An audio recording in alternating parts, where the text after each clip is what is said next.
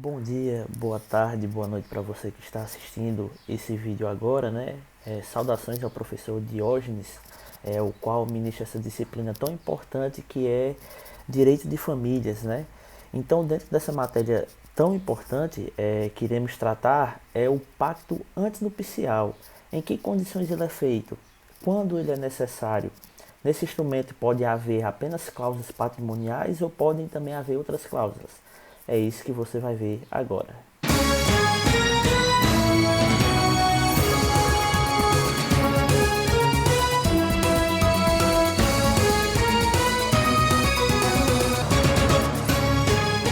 Em primeiro lugar, gostaria de agradecer a você, estudante de Direito, a fim de buscar novos conhecimentos nessa área a qual dependemos totalmente, né, que é Direito de Famílias. Né? O pacto antinupcial também é chamado de contrato pré-nupcial, acordo pré-nupcial ou convenção total. Sua principal função é permitir que os noivos escolham qual será o seu regime de casamento. Hoje nós temos 5 regimes de casamento. Quais são eles? Convenção universal, comunhão parcial, separação obrigatória, separação convencional e participação final nos aquestos. A regra de hoje é que a comunhão parcial de bens, ou seja, se ninguém escolher o regime de casamento, será regido pelo regime de comunhão parcial, também chamado de regime supletivo, exatamente porque ele supre todas as vezes que a pessoa não se manifesta, né? Isso é o que nos diz no artigo 1640 do Código Civil, que está agora em tela para vocês.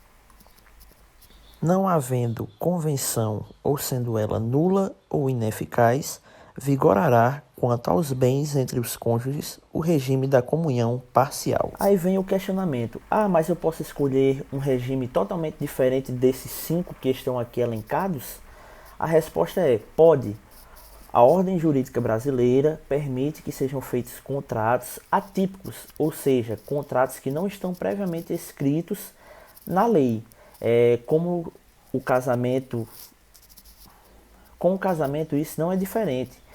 Se eu quiser me casar sobre um regime definido totalmente pelos cônjuges, não haverá problema algum. O artigo 425 do Código Civil é que permite a realização dos contratos atípicos, que está agora em tela para vocês. É lícito às partes estipular contratos atípicos observadas as normas gerais fixadas nesse código. Atenção! Se por acaso os cônjuges preencherem aqueles requisitos da separação obrigatória, eu não posso dispor de maneira diversa em contrato, não posso fazer diferente do pacto antinupcial. Entendido? Que isso fique claro para vocês. Aí vem outro questionamento: eu posso me casar no regime de comunhão parcial de bens e ainda fazer um pacto antinupcial? A resposta é: pode sim, pois vimos que no pacto antinupcial tem como função primordial escolher o regime de bens. E pergunta-se novamente: mas eu posso casar na regra e mesmo assim fazer um pacto? Da mesma forma, pode sim. O pacto permite que sejam tratadas questões patrimoniais e também questões não patrimoniais. Ou seja, eu posso me casar no regime de comunhão parcial de bens e tratar de outras questões não patrimoniais no meu pacto antinupcial.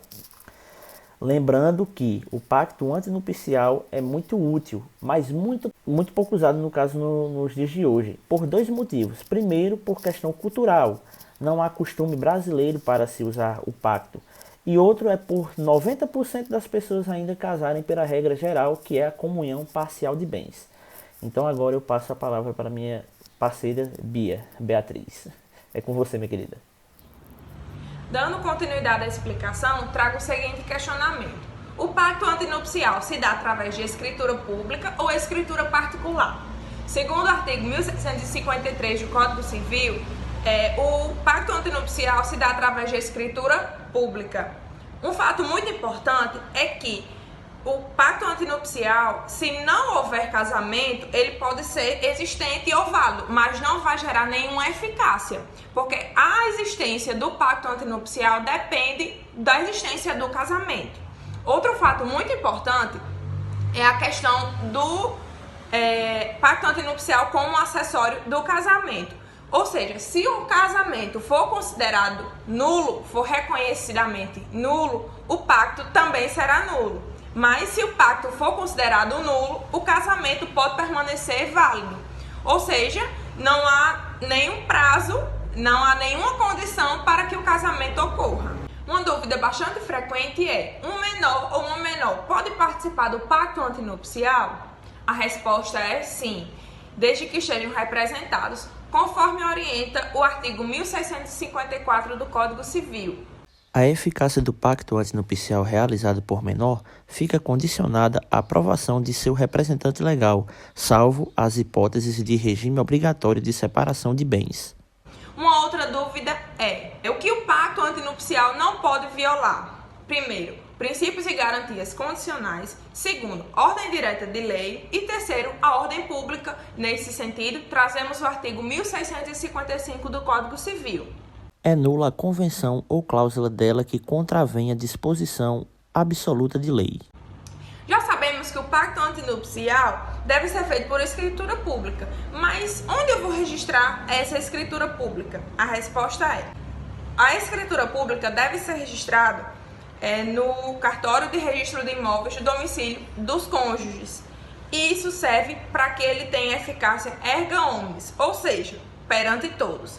Mas e se eu não registrar?